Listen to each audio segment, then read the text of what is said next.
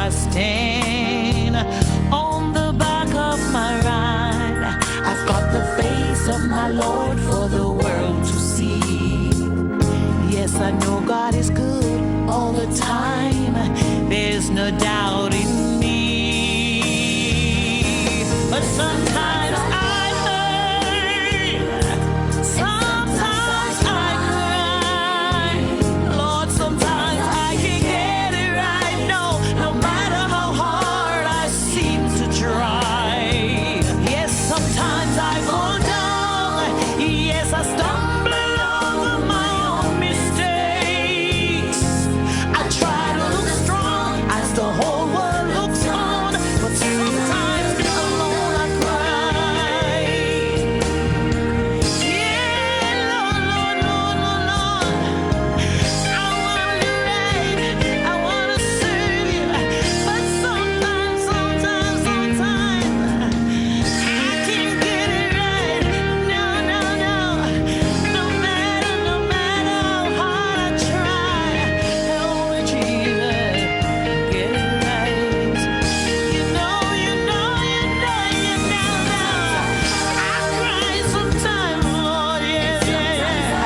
I hurt sometimes, Jesus. I wanna do it right. I wanna walk right.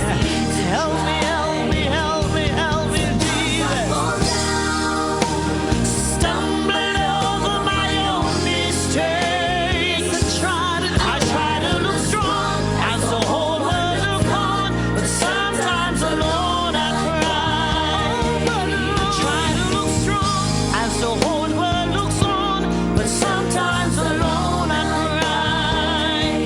I try to look strong as the whole world looks on, but sometimes alone I cry.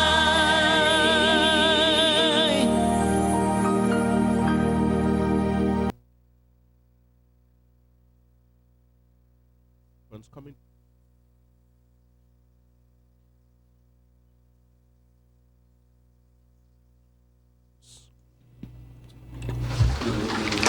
Good afternoon. I want to welcome all of you to another of the monthly press conferences of the Prime Minister. As usual, the Prime Minister will make a brief statement, and at the end of which he will entertain some questions. So without further ado, I want to ask you to join me in welcoming the Prime Minister of St. Kitts and Nevis, Dr. the Honorable Timothy Harris.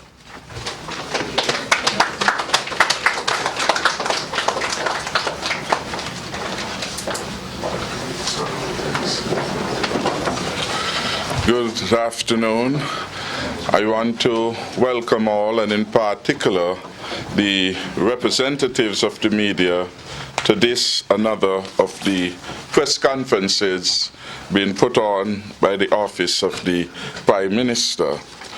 This is, of course, in keeping with our high standards of public accountability and the fresh start which we have promised the people of St. Kitts and Nevis.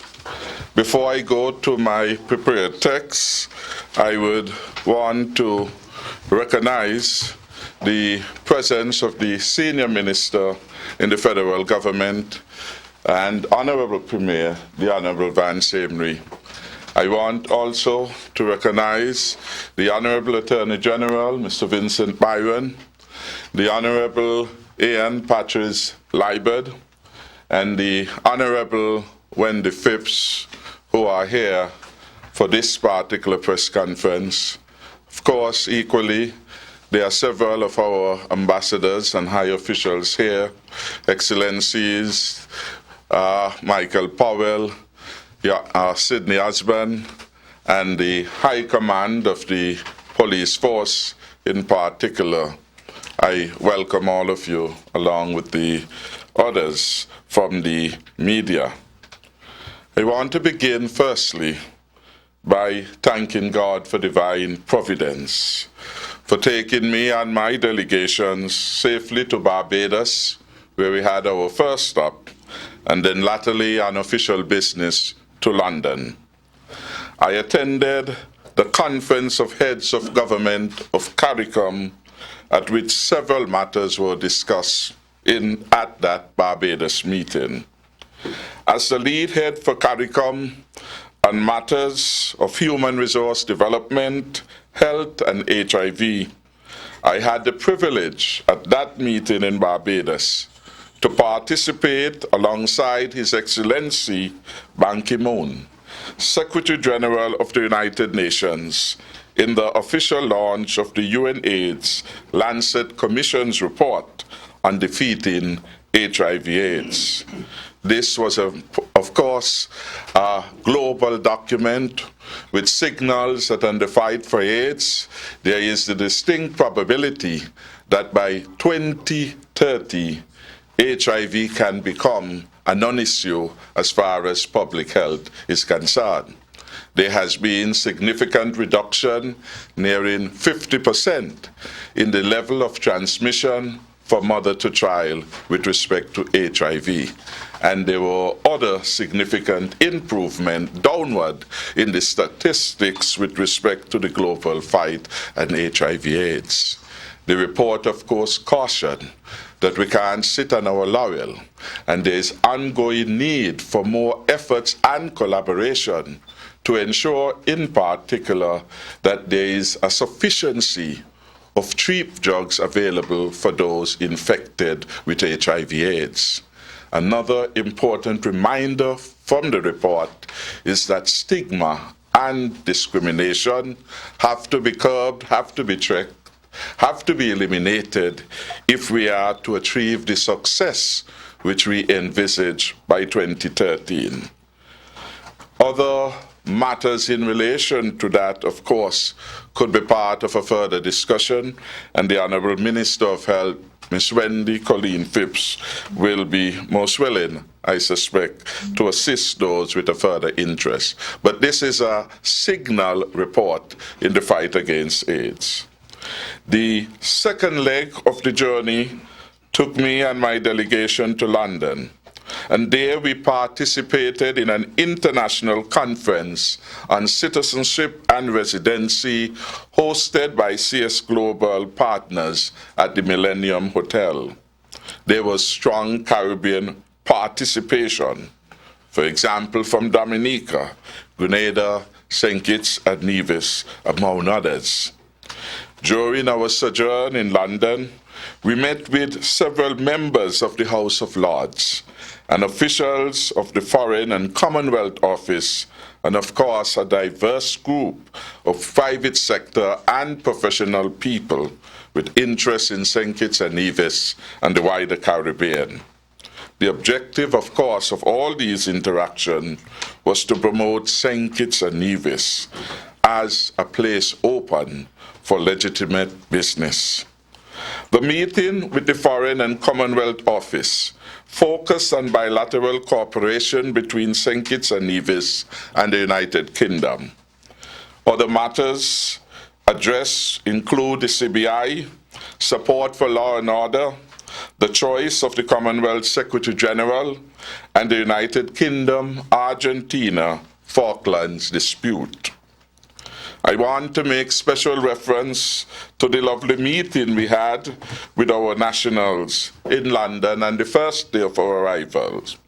To our surprise, with less than 3 days' notice, we had an attendance of over 150 persons who came from all over London, including Manchester, Leeds, and elsewhere, to be part of that meeting, indicating the high level of interest that Kittitians and Nevisians have in the land of their birth and the land of their ancestry. I want to say that at that town hall meeting, I had excellent support from the learned Attorney General Vincent Byron, and of course the Honourable Lindsey Grant, who was in London on another official business. During that meeting, we reassured nationals that our vision was to bring economic transformation in the lives of all the people of St. Kitts and Nevis. I called upon nationals everywhere to share their ideas, their concerns, experiences, and skill sets, and join the government in building a more prosperous federation. Water and distance may separate us geographically. However, we are linked spiritually, emotionally, and otherwise because of our enduring love for the beautiful Federation of St. Kitts and Nevis. I want to publicly thank the organizing group for so excellently putting a town hall meeting together. And equally, I commend our High Commissioner, Kevin Isaac, who was at his usual productive best. Several benefits, of course, would accrue from those interactions. Among them, and not insignificantly, that there is a thirst for knowledge and information among the diasporic community of St. Kitts and Nevis. Our meeting them and interacting with them gave them the kinds of answers and responses that help them to feel comfortable and more assured about the realities on the ground in St. Kitts and Nevis.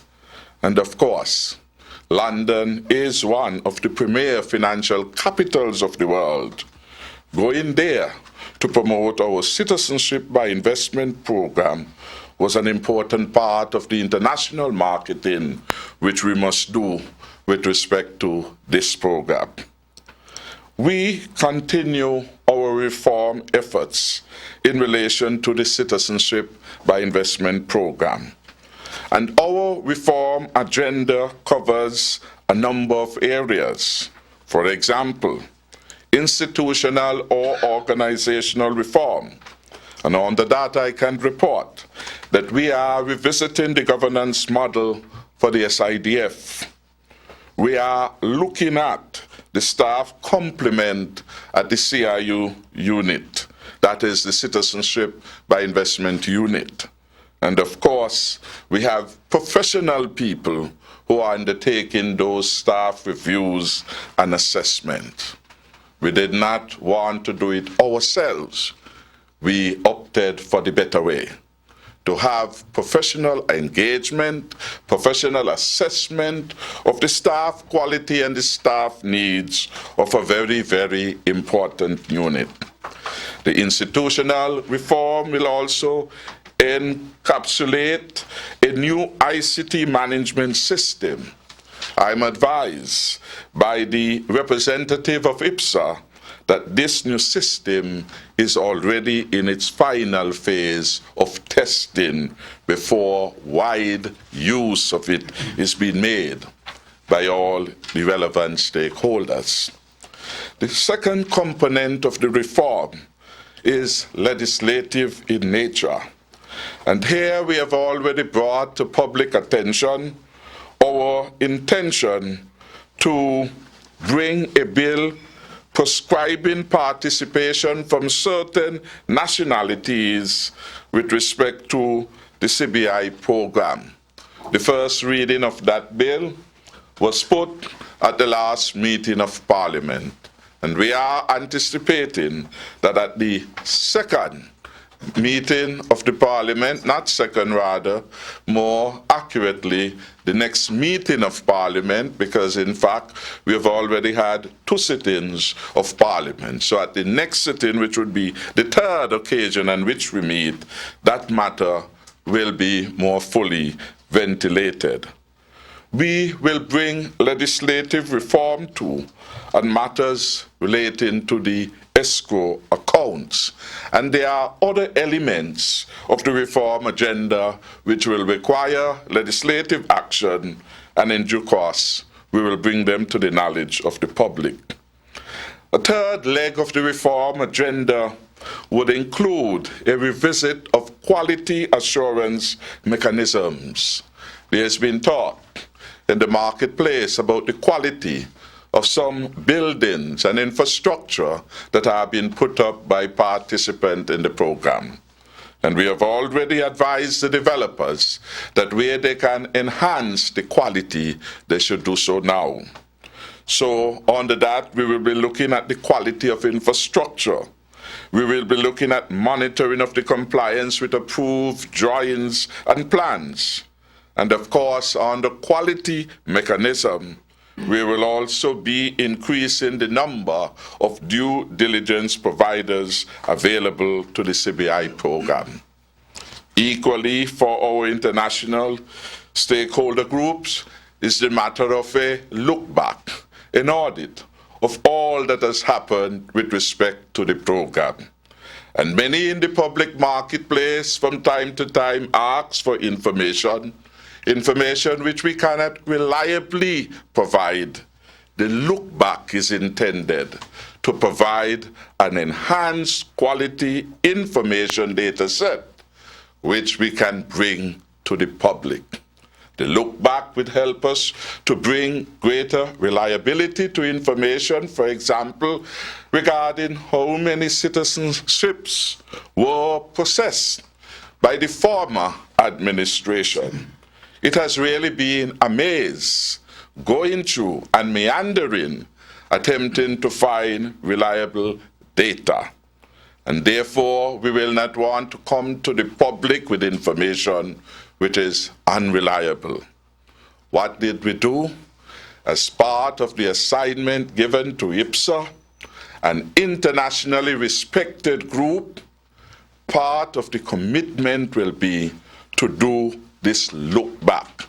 Go through every file that can be found and provide the relevant data that we could present not just to the domestic community, an important community that is, but to present, for example, to the US, present, for example, to the EU, present example to the European community. And when we present it, we must have every confidence in it. And this matter, of course, will take some time. And so, while there is a reasonable demand for it, it is not something that this government can hustle. We will take the time that is necessary and do these things properly, because a lot is at stake in terms of the information that will become publicly available. And it will be the country no good to rush to satisfy the craving of some in society, and at the end of the day, the quality is not reliable. We are going about this in a way that gives the greatest assurance and the greatest confidence. We are doing it responsibly. It is a different way of doing things in government, doing it responsibly. Another important element of the quality assurance mechanism, or this is a distinct aspect, I'm advised, is that we must have ongoing, regular consultations with all stakeholders. One such consultation started this very morning, with several others planned, which will lead eventually to a broad national consultation forum on the Citizenship by Investment program.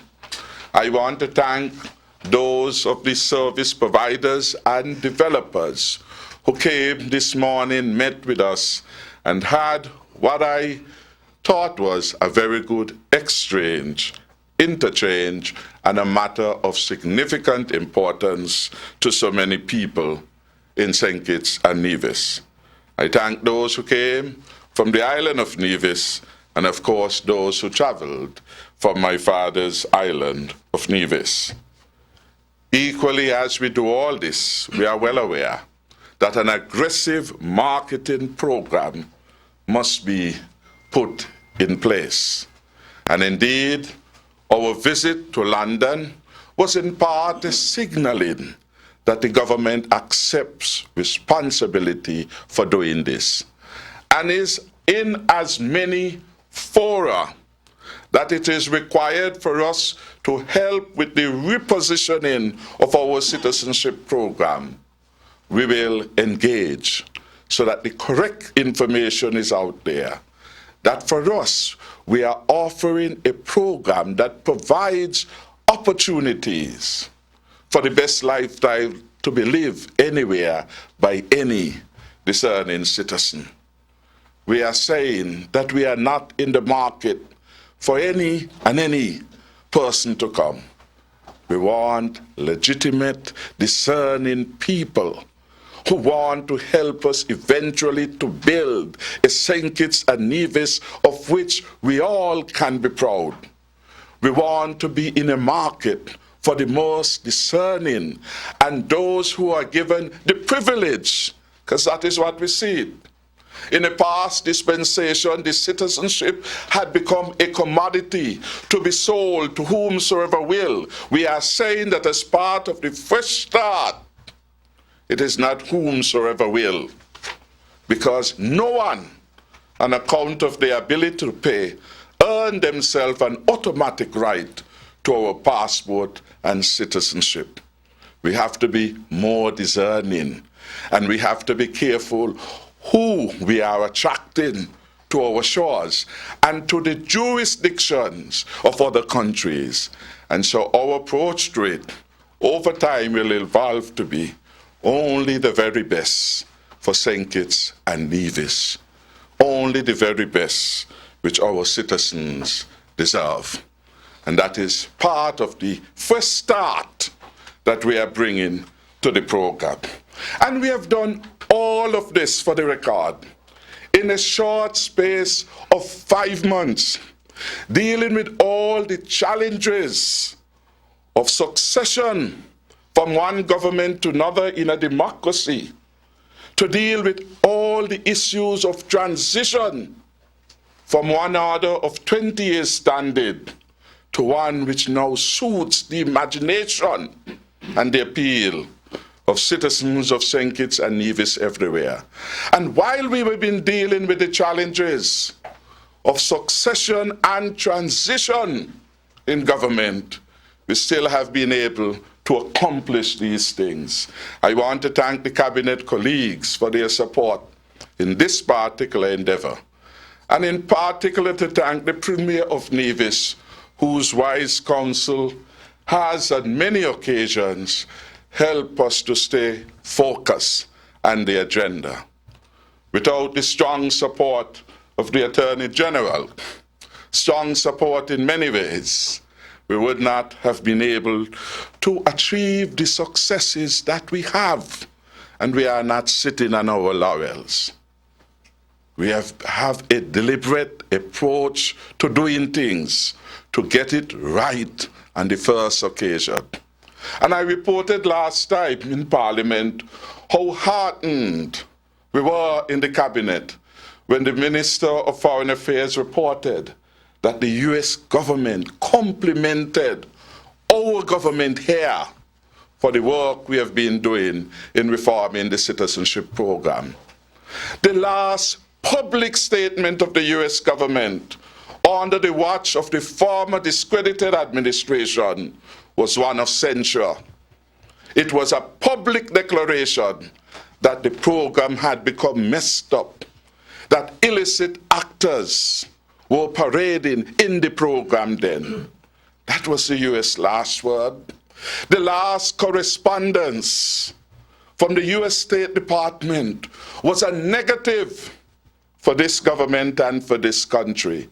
It is from those valleys of dry bones that we are taking the program, confident that from the valley we could take it again to the threshold of glory, not just to be noticed as the oldest citizenship by investment program, but the best one available, because our country's reputation we take to heart.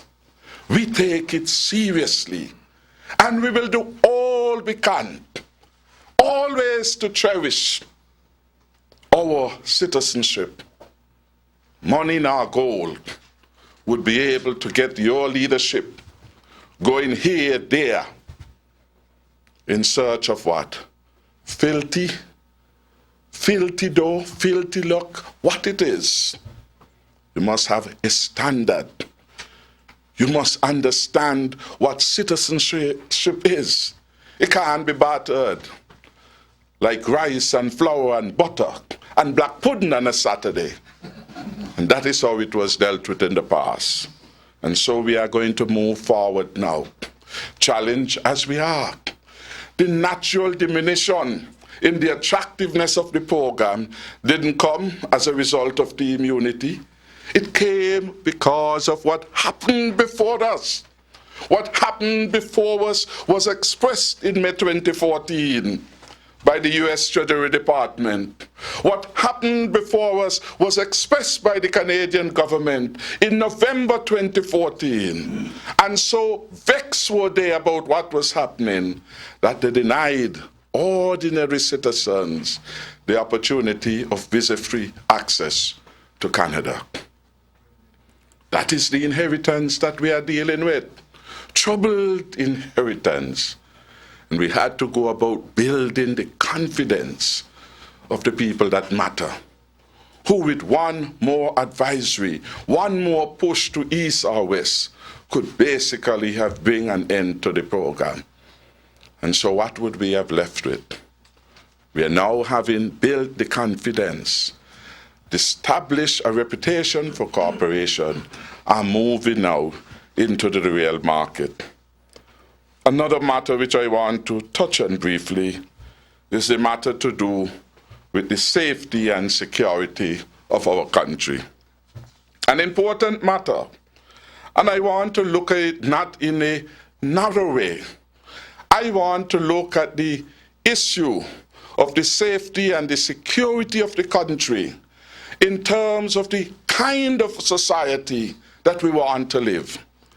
And to posit for the country that Teams Unity's view is that we want a wholesome society in which people are engaged. And the safety and security is just one plank of it. Equally will be the spirituality of our people, where they stand on important matters. Where do they stand in terms they believe in the sanctity of life? Where do they stand in terms of their belief in a higher being in society?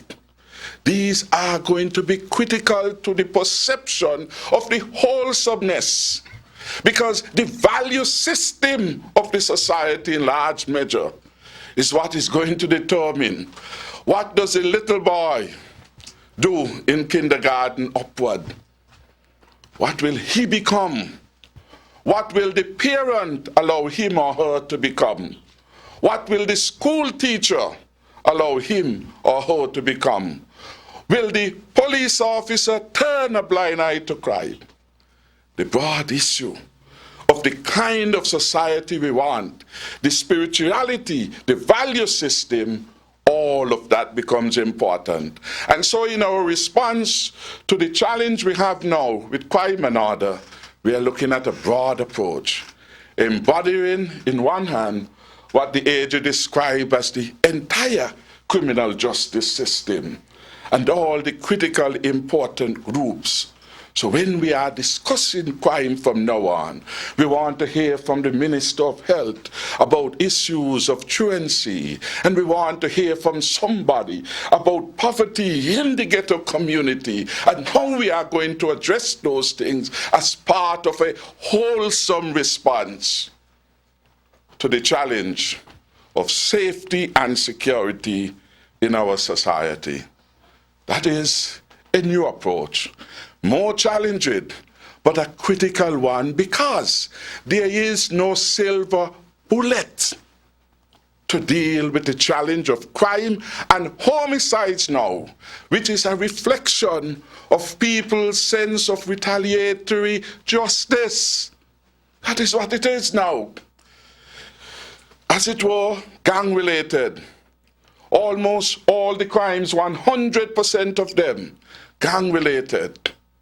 Come from a group of people who believe that you shouldn't snitch. Comes from a group of people who believe that I will retaliate. A different set of value system to the one that the vast majority of us hold on to. So we have to do the reconciling. We accept. The cabinet accepts that the safety and security of our residents, our business people, our visitors, our citizens is one of the foremost responsibility of the government.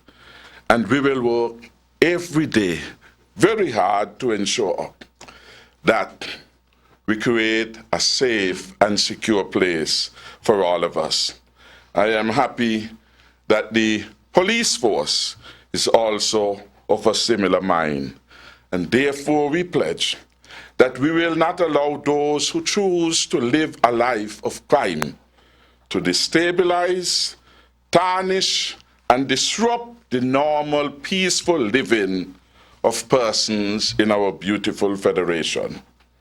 Over the last few months, we have had ongoing public safety initiatives designed to address a number of concerns. I am pleased to report that for another month, the overall picture with respect to crime and major crimes is that they are down, save for homicides and gun-related incidents. Indeed, we have had a 33% reduction in major crimes in St. Kitts and Nevis from January to June of last year relative to now. And the figures that have been produced and made available and which shall be publicly available from today records that for the period January to June, and if I'm wrong, ACP Quayle must stop me immediately, 2013, 936 major crimes. Included among major crimes are murder, break-ins, larcenies, robberies, woundings, malicious damage or arson, firearms and drugs, etc. 936 were reported in the police records for 2013. In 2014, 607. And for 2015, 403. I repeat, 403. The only area of record on which there has been significant movement in the other direction is those in relation to murder. And since the murders by and large are through firearms, the firearm statistics with respect to crime obviously would move in a corresponding manner. Between the period 2013 and 2015, major crimes, and I've listed the subcategories, have fallen 55.3%. 55%, 936 to 403. Whatever our view, these are the hard facts. And I want, therefore, to offer commendation to the Acting Commissioner of Police and his High Command, to those in the Defense Force, and all those who have been cooperating in the fight against crime. These statistics are commendable anywhere. And the only area then of which they are problematic on the face of it is in the area of homicide and the use of firearms. So, Acting Commissioner, I want to thank you and to thank those that have been part of the support team in particular. I want to commend the new Permanent Secretary in National Security, Mr. Petty, who has brought a no-nonsense approach to getting structures and systems in place. And equally, I want to commend our support expert police that we have brought all the way from the United Kingdom. And here with us at the front is Mr. King. Mr. King, is that you? It is, sir. It is. Thank you and welcome. So we are serious about crime. And I am happy to report further that the police has brought to Cabinet, and on Monday we spent a lengthy period of time. The Premier was late for leaving because we had a lengthy presentation from the police. what did they present to us? A 6-point plan of action to reduce homicides and violent crime in the Federation, presented by Mr. Stafford W. Liebert. An important document, not too long as to get us bored, but long enough to say what the goals and objectives are. And on page 3, they gave us a framework for accountability, what they will strive to do, performance goals. Results are what we are about for the people of the country. Some want to get us confused about talk, about ranks and positions. We are concerned about results in law enforcement. And so nobody come to ask us, well, the acting commissioner, who will get that job? Results, not ranks. That is how we have to focus if we are going to deal with the challenges to law and order confronting the country. What are the outcomes? Because the ranks will get there, of course. The positions will be confirmed in due time. Only a matter of time. There's no need to rush. Why will we rush when we want results? First and foremost. And if you can't deliver on the results, why do you expect that we will hustle to do a confirmation? Results. Produce them for the citizens. Give us renewed confidence. That is what we want. And to get it, no one-man show. A teamwork in the police and teamwork in the fight to redeem our land. And that is why we have the Defense Force and the police working together. That is why we are seeing an increase in the number of joint operations involving customs, involving the police, involving the Defense Force, and involves those who want to be an important part of the coalition. Now, I think in Parliament, and so I won't engage you since we'll make this available, the 6-pronged approach to crime fighting, prevention, intelligence-led policing, targeted operations, collaboration with other agencies, so the customs and short, engagement of stakeholders. I think in this regard, they're going to be launching some 4 major town hall meetings in St. Kitts and in Nevis in due season. Improvement in administration, etc. And what is the aim? Making St. Kitts and Nevis a safer place. Every prong of the fight against crime coordinated to a singular result, making St. Kitts and Nevis a safer place. And they say that this represents an action plan to reduce homicides and violent crime in the Federation. This is what our police produced after consultation among themselves and among other interested parties. And they brought it to the cabinet, and every member of the cabinet supported it. I thank them for the production, and we will hold them.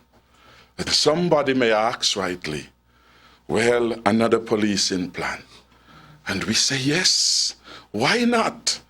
Another policing plan, because we do need a plan. We do need a plan for the safety and security of our country. What will be different about this plan is that it will not sit idly by on anybody's desk or shelf. The plan is being backed by resources. Importantly, it is not a plan that we have put up and say, wait for the next budget.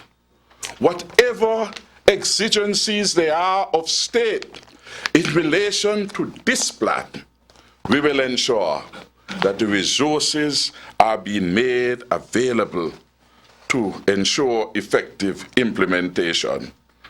And so when the police come and they say we could do such a better job if we had this special microscope, and they surprise us when they tell us they need near $500,000. because that microscope will do a lot in the tracing and the connecting of firearms and other ammunitions and so on.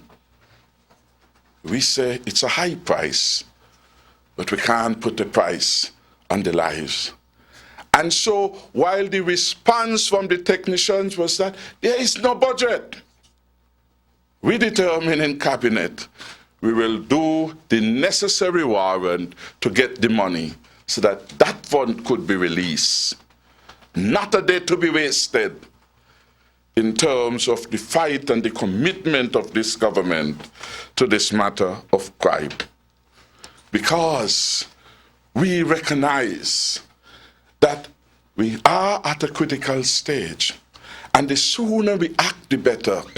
We went for professional help. That is why David King is here. We went to ask, where can we get the best assistance having regard to our challenges? Those who know better than I would know, so David King and others are among the best anywhere. They are here now. The plan is being backed by resources. So Mr. King is here. And it is because the plan is being backed by resources. You have seen recently an upsurge in activity by our police at the ferry terminal, at the Sea Bridge, in McKnight, and elsewhere. The plan is being implemented already. And if we continue in that consistent way to implement the plan, we are assured that we will have results. And the police have told me that in the last 3 weeks, these are some of their accomplishments. They have increased their search of abandoned buildings where things are hidden. 75 of them were dealt with over the last 3 weeks.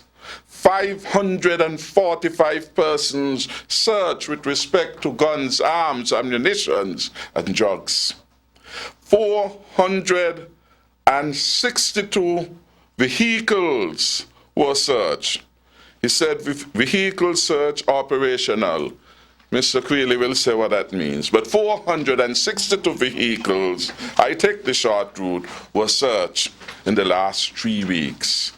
And 62 derelict vehicles were also searched. So over 500 vehicles. We are taking the fight to the criminals. And we will succeed with the help of the entire community.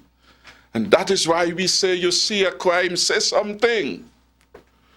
Because you never know when the criminals will turn their attention to you. The fight against marijuana, over 5,000 plants uprooted, some of them over 7 feet. That's about 2 feet above me. Persons arrested, 20. Tickets issued, 85. Ferry searches, 13, etc. And then they have also been more diligent in traffic enforcement exercise. 154 tickets issued over the last 3 weeks. 180, this is different to up above, where Mr. Creeley gave me 544, 62, and then another 62 search.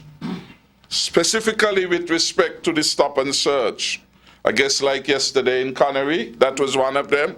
180 vehicles were searched.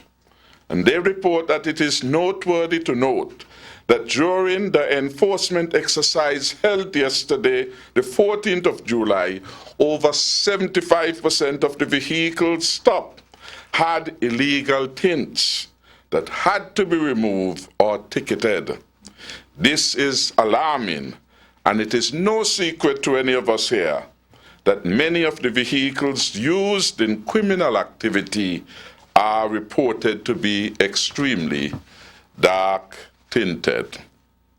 We therefore want to implore all in society to join us in an all-out crusade to create a more wholesome society.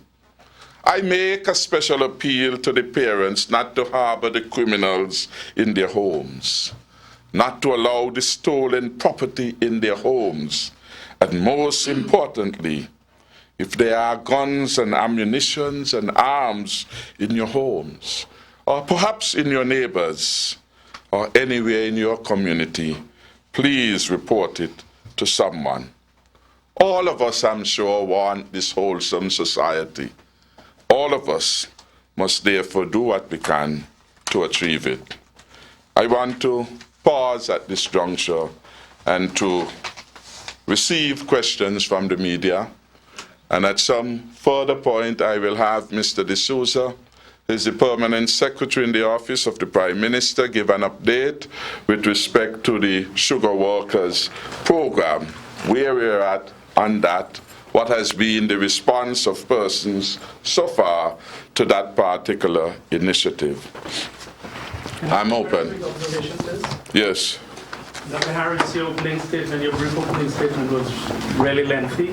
Yes. We're hoping your answers will be a lot more concise so we can get a lot more questions in, if you don't mind.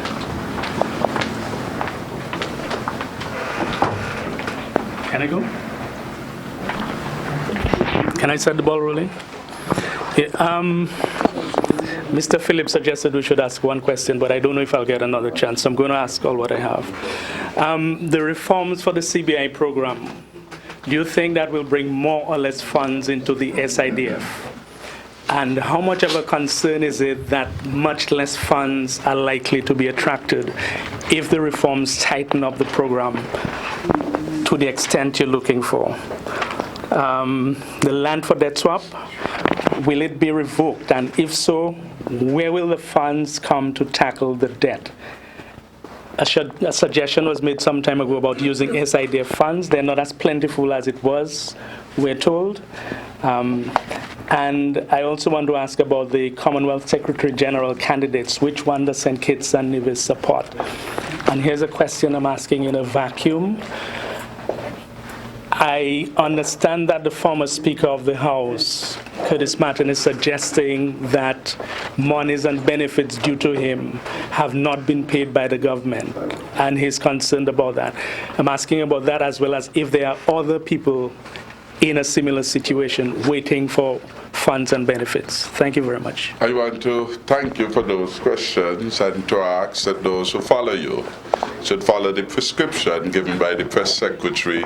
The one question, give persons an opportunity, and we do the rotation. I think we have to abide by time and fairness to all who are here. Is there any other question? If not, I'll take a few from you. Candidature for the Commonwealth, we have not made a commitment yet in terms of a support for one or the other of the candidates. We have not made any public pronouncement with respect to that. That matter has been discussed in Cabinet, and it's under Cabinet review. I should say that there is no urgency for us to publicly make a proclamation or otherwise. This matter will be determined all the way in November, and so it is still early season yet. Appropriately, we will adjust that. And I should say at CARICOM, there was a discussion on it. It was inconclusive, and there may be other engagement at that level. So we have time in relation to that. In relation to the matter of who being paid, well, I don't know, because none of those matter have basically come to me. And there's a standard format that people must go through in order to get payment from the government. And I would want to say also that the government just gone in, The government just there. The law itself in relation to payment says that there have to be a certain grace period. And in its wisdom, there is wisdom why it said that. because one has to do a number of normal investigations before government make any terminal payment to anybody. And that has to go its normal timing. That is the norm. They have to look, for example, are you in arrears with respect to inland revenue? Are you in arrears with respect to electricity? All those things are part of the normal search before government make the kinds of payments which you are talking about. And that will go through the normal route and the normal time. And we must ask for precedence too, in relation what to obtain elsewhere. Certainly this government will not prolong this unnecessarily to the stage where, as happened with respect to the Honorable Constance Mitchum, she had to go all the way to the court to get the matter resolved. We are in a different frame of operations, but let us not take the hypocritical approaches by some to try to slander and scandalize the government as one bearing truth, because they have set the tradition in relation to these matters. And we will obey the law, and we will obey the appropriate structures within the government for dealing with these particular matters. Not one of these matters, and in particular you under that reference, have come to me, nor need come to me for the record. The system is clear as to how to deal with these matters. So let the system work. Give the system chance, ample chance, to deal with these things. And they will be dealt with properly and to the satisfaction of all the relevant parties. That would be my wish on the matter. But none of the party have come to me and said to me there is a problem, save and accept Jason Hamilton, who have had communication directed at me. And I've assured Jason Hamilton that that matter is being looked at. That is the only person that have come to me. I don't make it a point. I am too busy doing so much things for the people of St. Kitts and Nevis to get caught up in little procedural matters for the convenience of a few people, when so many people need things done by the government. I let the civil servants deal with these matters in the appropriate way. Okay? Any other question? Yes. Prime Minister, Sorry, and the funds for the CBI, since we adjust that, of course, that is a matter always that have been going in cycles. You have ups, you have down, like every other revenue flow.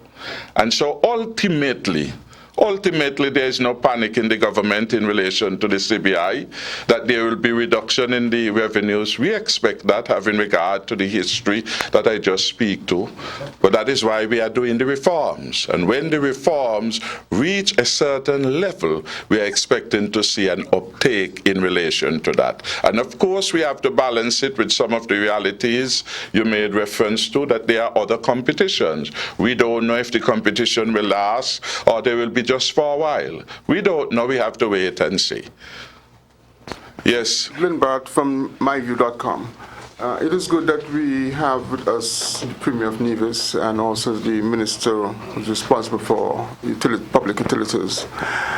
My question relates to the energy program. I know that the previous administration had a sort of renewable energy efficiency program going.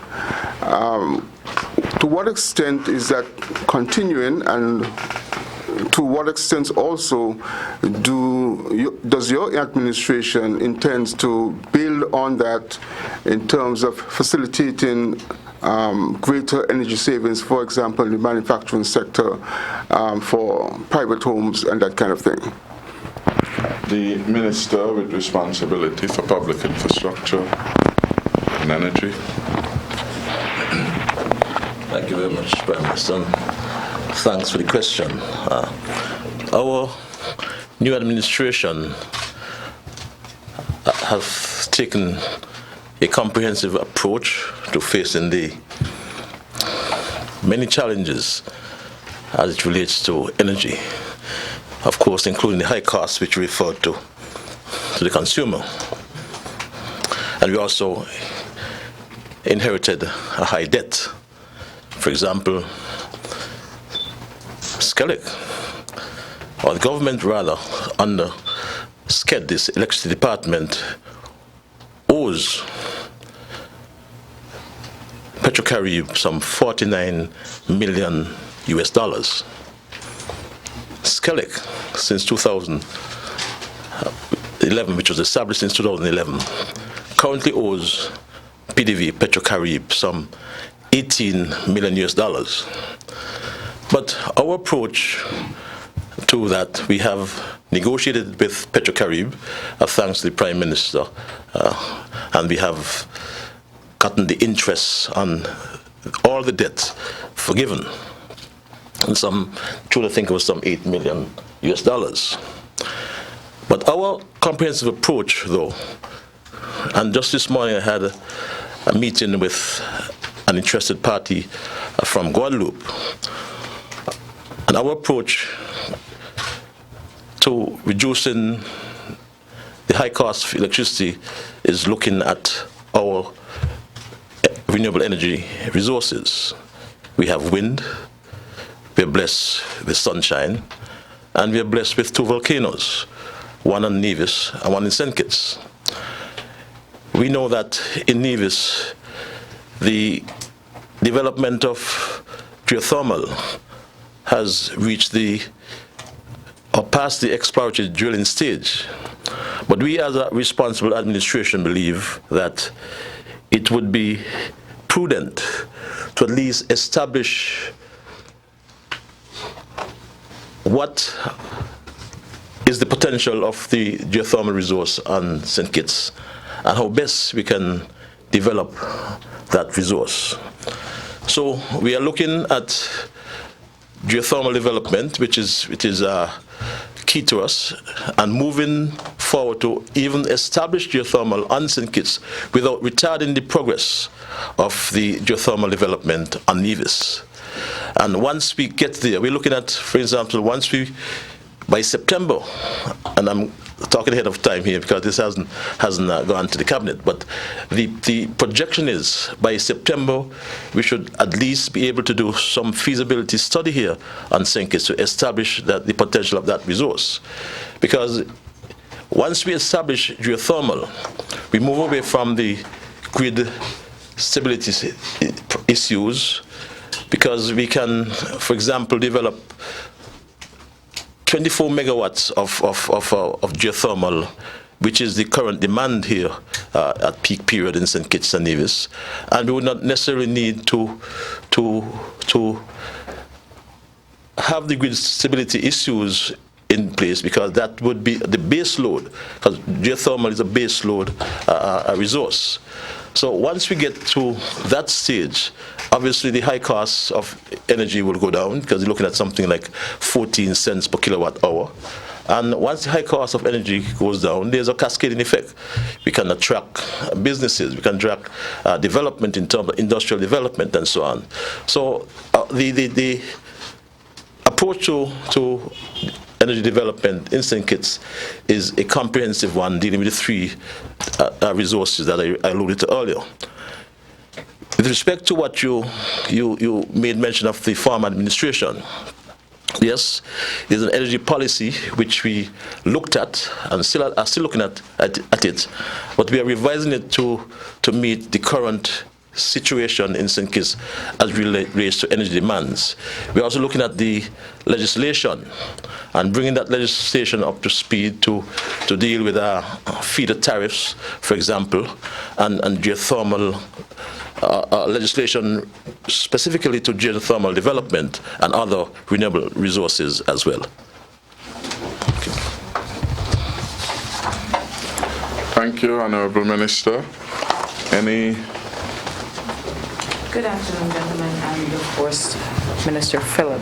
LK Hewlett, the St. Kitts Nevis Observer. I'd like to ask one question, but considering the fact that others got a chance to ask a few more, I could ask a few and you can answer which ones you choose. The electoral reform, the electoral office investigation, what has been the situation with that? The electoral office has been reopened for, I think, a month and a half now, and we don't know what went on in terms of the alleged breaches. The 6-point plan, crime plan, I could have recited that. I think I've heard that a million times before. So I'm asking what's different with this one as compared to what we've heard before. Every time there's an uptick in violent crimes, we hear, this is what we're going to do now, more stop and searches. We're going to go out into the community. You know, it's become sort of a recitation for the police. Has the government considered tackling this problem from a legislative angle, where you impose stiffer gun laws, from you're found with an illegal weapon, automatic minimum 5 years, and it moves up from there. We are hearing people are found with multiple guns in their homes, in their vehicles, on their person, and by the next day you see them on the street, you wonder if it was a lie. They've been bailed, they back out, you know, they get 2 years when you go across to the courthouse. So I think that would be a more proactive approach than the ones that we've heard before that don't seem to be working, considering we have 18 murders in 6 months. And I'll end it there for now. I want to thank you for that question, and of course the Attorney General is very ready to address electoral reform. We have the Police High Command who will deal with these issues. The legislative response to alone can't work to solve crime. That would be a fallacy. On our books, we have had multiple response legislatively in relation to crime. Almost every time it was to go to the legislation, increase the penalty. But that can't work. It can't work because first you have to get the criminals. And in order to get them, you have to give the resource for the investigation. You have to address what happens when you get to the court in terms of the quality of the prosecution. That is why we are talking about a broader agenda. And of course, no plan would be all new. It must embody some of the old, tried and tested things that had not been consistently applied. Every plan, like every budget, means nothing unless backed by resources. And I have recited what I've begun to do. We have recited the successes to date. Within 3 weeks, we have searched more vehicles than we have searched for all of the year. Last year. It's a difference. People feel it and people know. The strategy is the right one.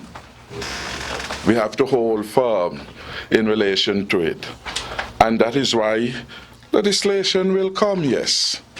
But legislation alone. So what the legislation will do, you say 5 years, it could be 10, it could be 50, it could be 100. It means nothing unless you can make the arrest in the first place. That is why we are getting involved in the forensic now. And Mr. King would tell you, one of the difference between their capability and capacity is the increased dependence on the science and the technology, which is where we are going. That is where we are going now. And we are going there in a consistent way. That is what is happening. The police, the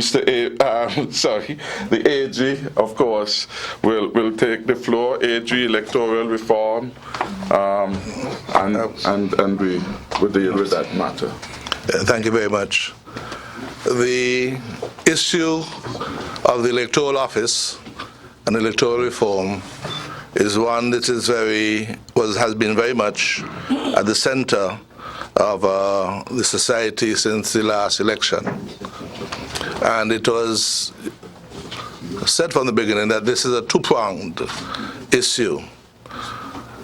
The one that I must mention first is that there is a police investigation going on, headed by the head of the CID, Superintendent Smitten, and it would be inappropriate for me to comment on that investigation until it comes to an end. It's ongoing. There are particular things that are being done, and until the police have completed that investigation and has presented their findings to the Director of Public Prosecutions if there needs to be any charges issued. It would be inappropriate for me to comment on that. At the same time, there had been a closure of the electoral office, which was reopened in St. Kitts on the 1st of June.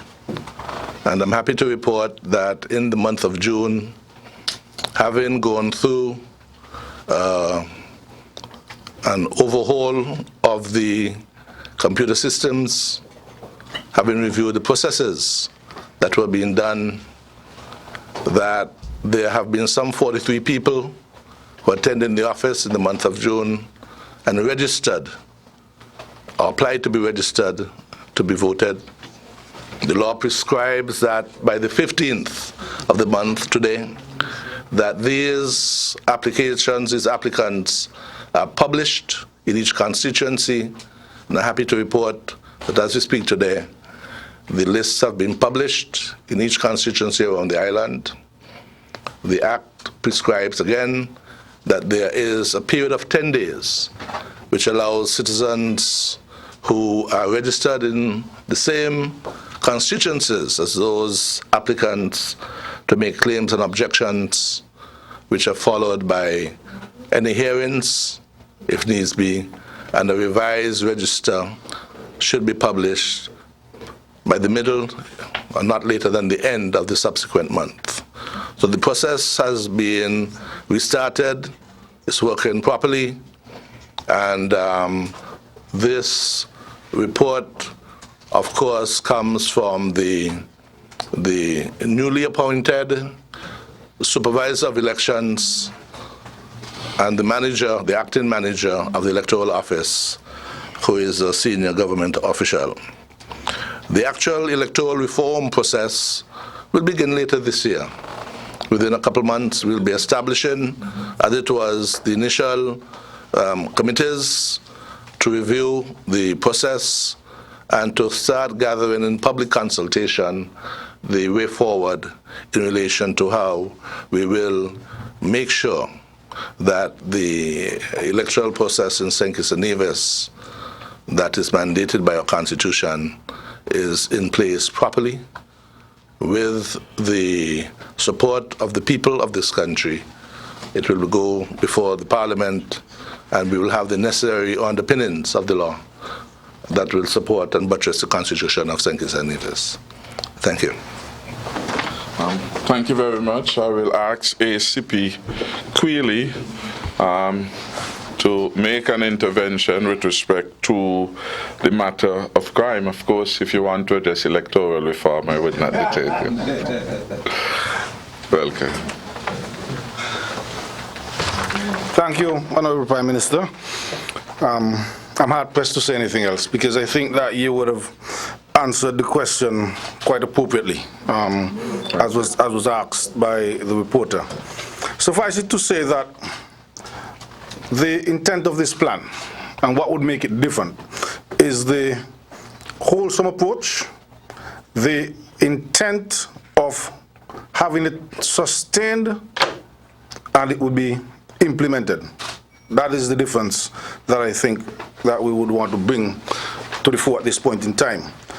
The Prime Minister indicated that there are a number of tentacles, as it were, that points to the making St. Kitts a safer place. And so, on the collaborative strategies, one of the bullet points that, or action points I would put it, that would be pursued would be the establishment of a criminal justice strategic board to develop protocols with the judiciary to ensure that the backlog of certain cases are disposed of in a timely manner and to bring the perpetrators to justice speedily and to enforce things like curfews. For example, when persons go to court and sentences are imposed, sometimes a curfew is imposed on that person. And ordinary members of the public are not aware so that if somebody sees John Doe and know that John Doe is on a curfew and is someplace else, that can be brought to the attention of the police. And similarly, on the continuous improvement and administration within the plan, we did make mention about having the existing laws reviewed and revised where applicable, looking at legislations and policies. And of course, instead of reinventing the wheel, we also would be looking at adopting best practices where applicable. So I want to thank you, Mr. Prime Minister. Thank you very much. In keeping with that broader response mode, I want to ask our beloved Minister, Social Development and Health, perhaps you may want to say a word or two in relation to this matter, because you did talk about the comprehensive approach, and it's not just the direct policing as important that is, but other initiatives. Would you want to say anything there? Yes, good afternoon. Thank you, Prime Minister, and good afternoon to the media. What I would like to say in endorsement of the 6-point plan that has been presented to the Cabinet, and like you, Ms. Hewlett, I have looked at a number of policing plans over the years, and of course some of them are repetitive, but if they're to garner the type of results that they should, then obviously some of the practices that would have been successful would be replicated, so that is understandable. But from another vantage point, in looking at this same policing plan, I think that what is going to be different, and there are several points, would be, number one, the types of results and the infrastructure that has been built into the plan to guarantee results, thereby putting greater accountability on the part of the High Command and by extension the government. The next thing that I found is different about this one is the greater insistence and facilitation of community-led policing. I think in the past we have talked a jig and danced a jig rather around that issue, and we have hoped and prayed that the public will be supportive of the police in terms of solving crime, in terms of offering information. Programs such as Crime Stoppers have been put in place and financed by donors from the private sector and elsewhere to guarantee anonymity by the offering of information that leads to prosecution and conviction. But then what we have also found is that there was an inherent fear in persons who would have an information that was germane to crimes but would not say anything. But then that happens in an environment until you get to a point where you too become a victim of crime, when you would want somebody else to offer information on the perpetrators who have violated you or your family or your possessions. And that is the paradigm shift that we're hoping to see come out of it. On a further note, as it relates to improvements of a legislative nature, yes, we can also look at things such as increased penalties, which we hope will be a deterrent to existing criminals as well as persons who are potential new criminals, because there's always a breeding ground for them in any community. But then at the same time, I am mindful of the fact, especially having returned just last week from a United Nations periodic review meeting in Barbados, where the St. Kitts and Nevis human rights record was under review. And by that note, I would also add that we are up for a second review come November of this year, so we would have to turn that report in Cabinet. I'm putting you on notice by the end of July. And what we have found is that even though St. Kitts and Nevis, since our last report in 2011, has been coming up as one of those jurisdictions in support of the death penalty, and we have been brought up and served notice that going forward, progressive nations should move away from things like the death penalty. Yes, we have it in place, but has it stopped the criminal? No. Okay? And then if you want to take the argument further, there are examples coming out of Guyana, where during the 70s and 80s there was a decision to abolish the death penalty. And then the reverse happened, because it then became a free-for-all for criminals. So Guyana has now gone and put back in the death penalty, and it has worked. The experience of another jurisdiction like Suriname might be different, because they have chosen to take it off their books because of the fact that they do not necessarily have persons on death row and have not had for quite a while. In a case like that, in that particular case, yes, you can see the merit behind doing that. But then if tomorrow morning the type of criminal infestation gets gets into that South American country, we will want to interview them to see how they still feel about the death penalty. So those are the few words I wanted to have. I want to thank you, and I want to give the opportunity to the Senior Minister and Premier of Nevis. Nevis has been the press. The Nevis has been one area of the jurisdiction where we have seen some significant reduction too. In fact, the reduction which we speak about is happening not just on the island of St. Kitts, but also on the island of Nevis. I take the privilege to invite the Premier to speak on this and any other matter. Thank you, and very briefly, what we have done, members of the press and those who are gathered, is to develop a very close link between the police force and the defense force, the army. And we are utilizing the combination of those two forces to engage in very serious ongoing foot patrols in all of the villages, because we believe the visibility of the police and the army will make a big difference in terms of creating a deterrent in the minds of those who might want to perpetrate crimes. As part of the new 6-point plan, there is also a part of it which will see an involvement with the education department. We intend to work together, the police, the schools, to establish a greater presence on our school premises. And a number of things happen on our school premises which, when they are examined, they are tantamount to pretty serious criminal behavior. And I want to say without any contradiction that we have to begin to look at every single level of our communities to tackle the matter of crime in our federation. And this is one of the things which the High Command have put forward as part of their the creation of the new approach, or the additional approach to crime fighting. And we are certainly going to embrace that. And we shall be meeting during the course of the school vacation with the education officers. We shall meet also with the principals of schools, especially the high schools. And we may even look as far as the primary schools. Reason for that, we are aware that the criminal mind tends to breed or to work on those who are most impressionable.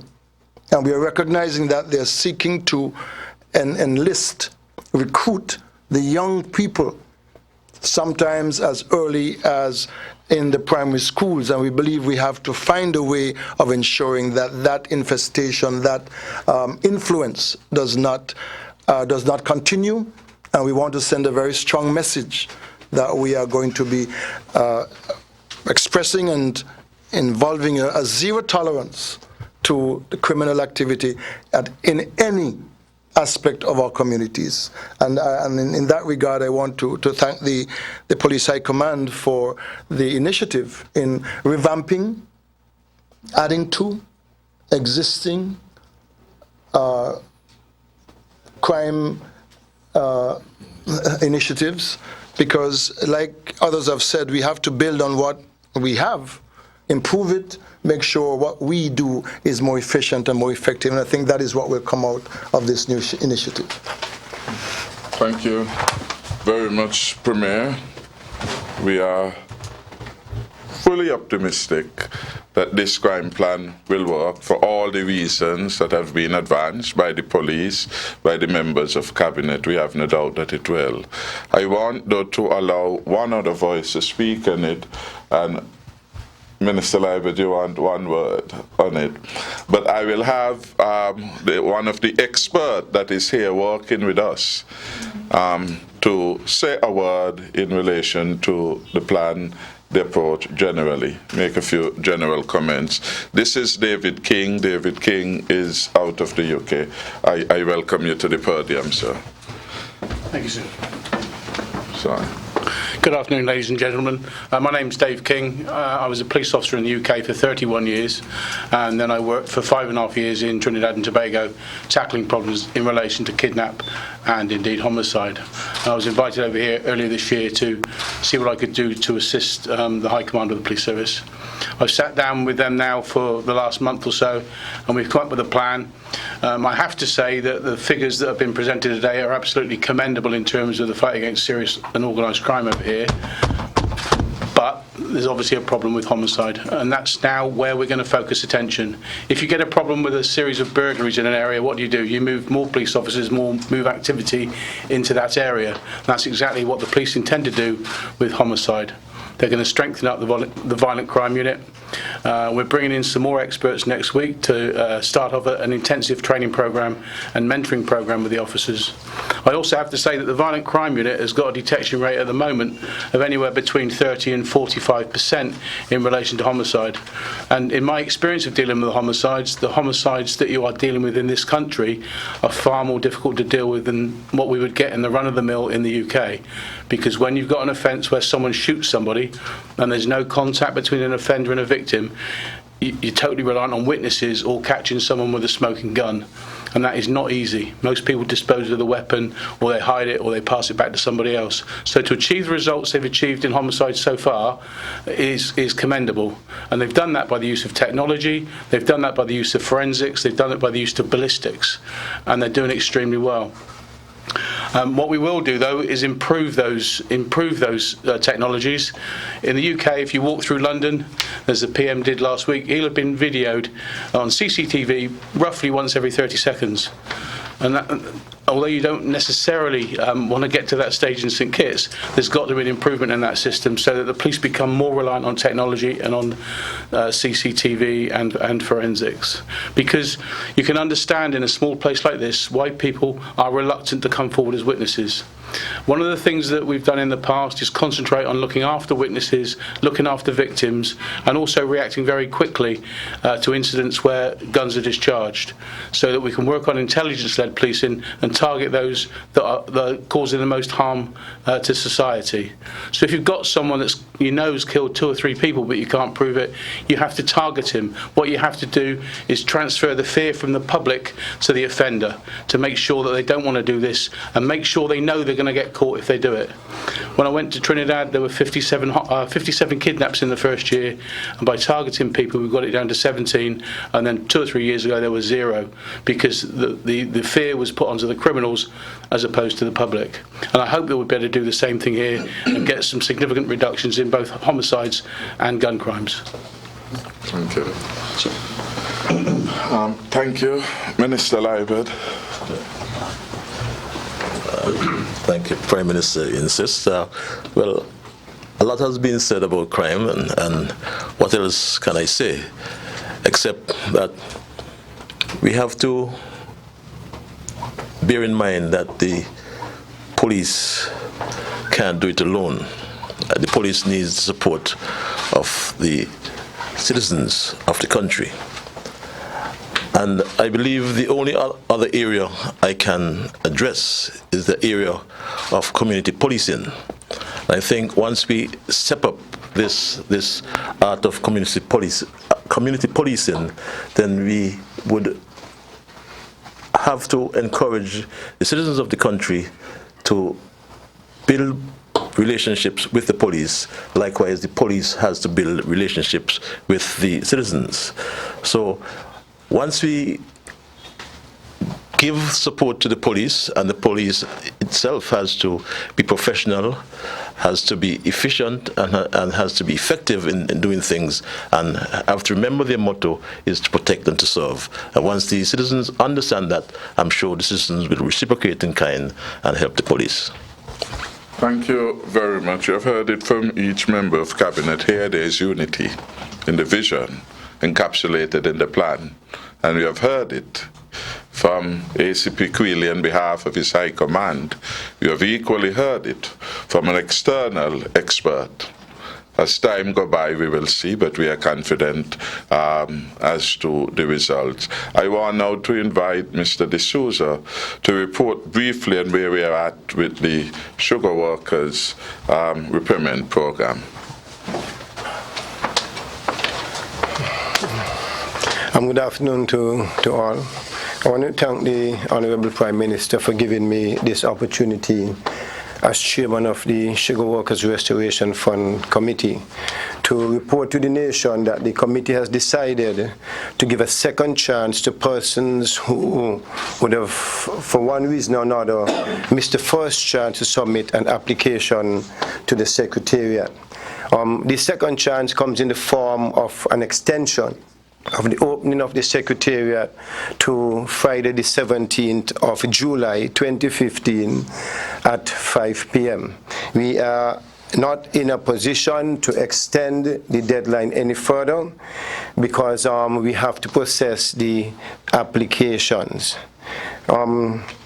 To date, the Secretariat has collected in excess of 2,000 applications. The applications are constantly entered into a database which will basically ease the processing of information and basically give more efficient calculation of the payments to persons who qualify under the selection criteria, which we're still working on. Now, in closing, I just want to say that we are trying to refine the selection criteria. It's a lot of information to basically process and review and what have you. And as such, I am not in a position this afternoon to report on those. I know people will be very interested in under what condition they will receive money, but I will do that at an appropriate time and place. Thank you very much. Thank you very much. We would want, unless there is any more requests, we have one more. We have the last questioner. Go ahead. Go ahead, please. Jason Davis, ZIZ Broadcasting Corporation. I'm going to be very brief. It's one question. Can we get an update on the NIOSH report regarding the situation at Bastyr High? Thank you. I'll call on the Acting Minister of Education, Wendy Phipps, to give a response. Okay, thank you for your question, Mr. Davis. As was indicated at the sitting of Parliament on the 30th of June, Minister Richards would have indicated that we had just received the report the day before. And as such, we would not have had an opportunity by the time Parliament had convened to look at that. Subsequent to that, Cabinet has already begun an in-depth assessment of the report. What I will tell you is that the report, based on the remit given to PAHO, and for those of you who may not have been conversant with the process in which this NIOSH report would have been commissioned, the Health and Safety Task Force, which is an interministerial task force that includes the Ministries of Health and the Ministry of Education and other stakeholder groups, which would include the PTA as well as the Teachers Union, would have written to PAHO's office in Barbados requesting that an intervention be done at Bastyr High School to use yet another opportunity to uncover what would be the causes for the manifestations in various illnesses, odor, and other such matters that would have been developed over the past at least 2 years or so. At least 5 organizations would have been put forward as potential contractors to carry out that assignment. PAHO decided in its judgment to select NIOSH, and NIOSH is the National Institute for Occupational Safety and Health that is headquartered in Atlanta, Georgia, for those of you who wish to research it.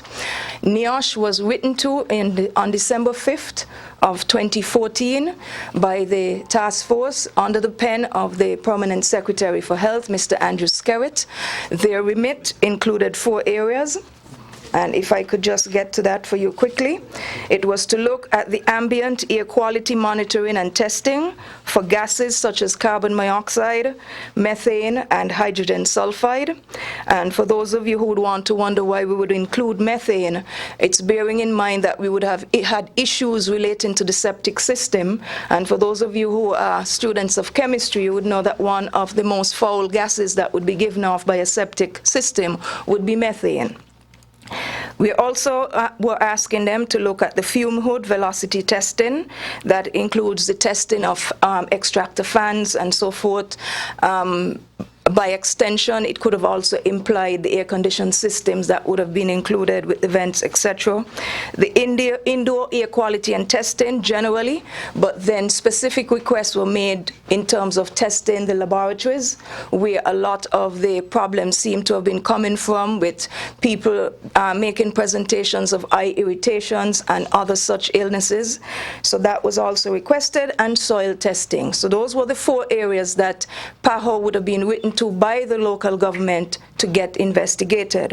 What we have discovered thus far, and I will not get into too much specifics, because what we would prefer is that we would have the opportunity, out of courtesy, Prime Minister, to ensure that we bring back all of the stakeholders who are part of the process, to share with them the NIOSH report, to analyze the report with them, and then after that, then we will make it public.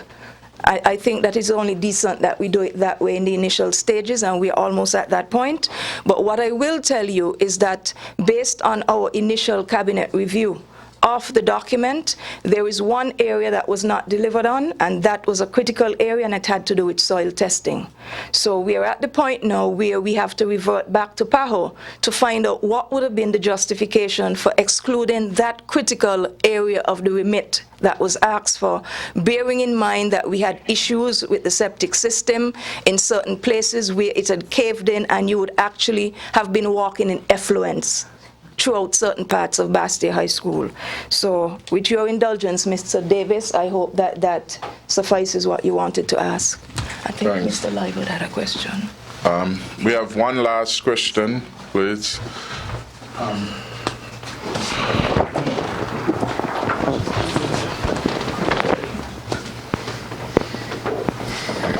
Good afternoon, everybody. I'm Johnny Liebert from Freedom FM. Mr. PM, when can the public get a comprehensive list of the statutory boards and other public bodies? The boards that still have, are there boards that still have no appointments, and how does this affect their functionality, the functionality of these same boards? For the boards that have no appointments, when will these be made? For example, my understanding is that there's still no SIDF board. We know that the SIDF is the premier source of revenue in the country, especially in investment. And also the PEP, which has a payroll of 2,500 people. So I just wanted to find out, sir, if you can give us an idea of the list of the statutory boards and corporations, the boards that still have no appointments, and how does this affect the functionality of these boards? I want to thank you very much for that question. I noticed that you include PEP among those with a board. When we got in, there was in fact maybe more a committee than a board, although they were receiving significant stipend. When I look and I saw, for example, Peter Jenkins and PEP, I wondered what work he was doing. Later, when I investigated, I recognized or advised that he was getting thousands of dollars to serve on a committee with respect to PEP. We determined that PEP never needed any board, and we immediately asked that those payments stop. So there is no board requirement for PEP. We couldn't afford, when people were hard placed to find jobs, to find, as it were, party beneficiaries to dole out thousands of dollars monthly. We put an end to PEP. PEP will not have a board. PEP will have a senior administrative officer managing it as best as we could, while we, with the support of external bodies, are looking. Up to yesterday, we had a discussion with representative external as part of the human resource planning, how we utilize the personnel, or rather those engaged in PEP programs in more productive engagement in skill enhancement for the country. So there is no PEP board now. That was of the past dispensation, and we are off to a fresh start with respect to PEP. With respect to the SIDF, we are currently, and I did say in my report, you came late, perhaps you'd have missed that we are reviewing the governance structure with respect to the SIDF. Does that affect the SIDF in any way? No. The programs that are being delivered by the SIDF continue to be delivered. For example, the PEP program and all the other programs which are there. With respect to that. So we have a secretary already appointed, and the secretary in the past dispensation was the most important person with respect to the operation and management. The secretary who in that case was an Michael Martin or an entity associated with him had undertaken to do the secretarial functions of PEP, and in fact had gone to, SIDF, had moved to again have a, a pass-on. Get another party to deal with issues of the accounting and management and so on. We have determined that that approach was of the past, and we have brought in a professional accountant in Dr. Robertine Shadderton, and she has been doing work in relation to that. We did report to that in the Parliament, if my recollection serves me well, so there is no hide and seek in relation to the boards. We did say, as part of our commitment to a fresh start in governance, that all these appointments will be reflected in Gazette, and I therefore would remind the AG to assist us in ensuring those are done. Apart from the SIDF, which you made reference to, all the boards, to my knowledge, ZIZ, we did report, for example, that Peter Jenkins gave a bit of a trouble before he eventually resigned from the board. And so there was a delay. The delay in the appointment of the boards was not because of any inaction by this government, but we wanted to give people a chance, an opportunity to do the decent thing. And we say resign, as is normal in the USA, in the UK, everywhere.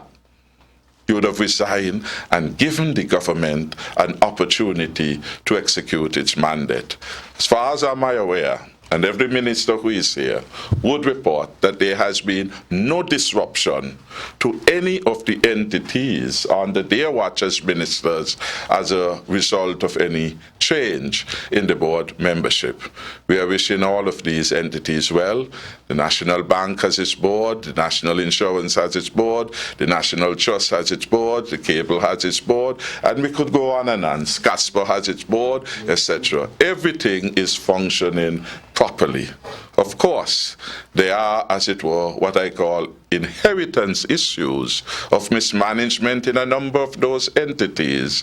Those will take some time to untangle, of course, and in due course we will bring the full report to the public in relation to that particular matter. So that with respect to the board, and I should say, to use your phraseology of the PEP board, $380,000 was paid out to people. 26 to 28 months up. People with respect to this PEP board, this committee of which Jenkins and others were a part. And in our view, there was no reason, I repeat, no reason whatsoever to superimpose that kind of administrative structure with respect to PEP. We have therefore saved the public in relation to that. I should say to you that in relation to the PEP, since you have raised it, we have found, and we are still digging, and many times people think that we are being slow, but we are being deliberate and thorough.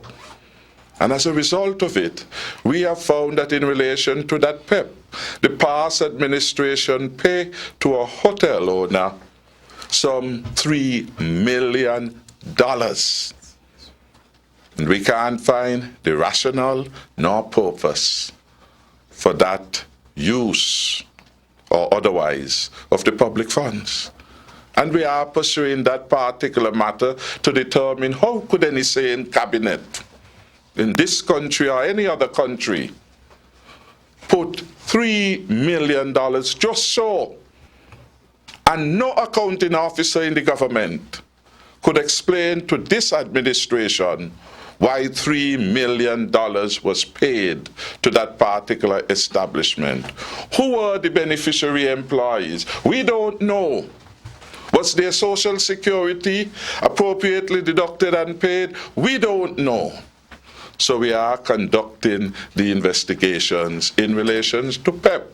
And when they are being properly concluded, of course, we will bring it to the House and to the people of St. Kitts and Nevis. So I want to thank you, Mr. Liebert, for bringing an end to that and an important question of public accountability. For these matters, we will have a lot of time to discuss them and to take them to every nook and cranny, because it goes to the heart of the credibility. And we are confident that this accountability issue is a major one. And we are getting little things here and there. In due time, that story will be made available. So I want to end on a note of gratitude to God for helping this unity government to persevere for 5 months of a 5-year mandate. We intend to go to the end in serving the people of St. Kitts and Nevis. And as we have outlined in relation to the question of the safety and security of St. Kitts and Nevis, we will leave no stone unturned. Again, I want to thank the people of St. Kitts and Nevis for understanding and appreciating. Sometimes these things, some may say, go too long. For us, in the service of the people, it's never too long a time to talk to the people. Our residents and our citizens want to hear from us, and we will not shortchange them for the convenience of anyone. We will give as full as explanation as we determine is required to satisfy our accountability relationship. On that note, I say thank you one and all. To God be the glory. We wish our country every blessing. Thank you very much for coming. Amen.